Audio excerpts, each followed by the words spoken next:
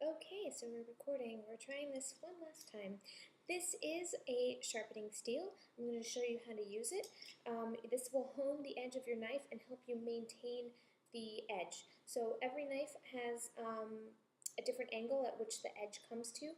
This is honed at about a 10 to 15% angle, and you're going to use that to guide your knife.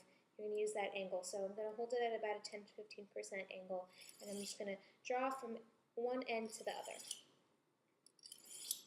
You want to make sure you're using the sort of edge of your knife versus the sort of sharp part that you would cut down on. So the angle, that will sharpen, it's about kind of coming to a V like this. So you think about it that way. So you're doing one half of the V on one side and the other half on this side.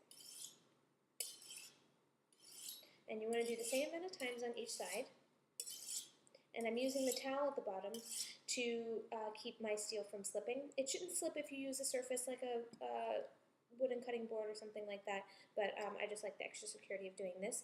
And also it's helpful because once you're done, it's a good idea to wipe the edge of your knife off because some of the filings do collect and you don't want to use that when you're cutting your food. Ideally, you would wash your knife after you're done doing your sharpening steel. So the steel will go a long way to maintaining the sharpness of your knives, and without you having to necessarily sharpen them professionally, either by dropping them off somewhere or by having to do it yourself with another sharpening apparatus like a stone or those sort of things that you draw your knife through.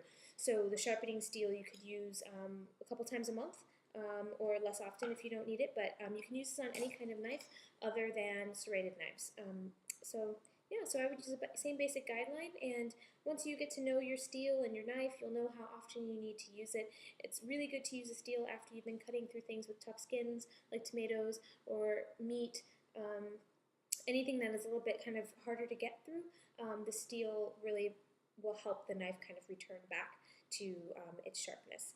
So anyway, there we go. I think you know all the things you need to know about what to do with your new knives, at least to get started, and feel free to let me know if you have any more questions.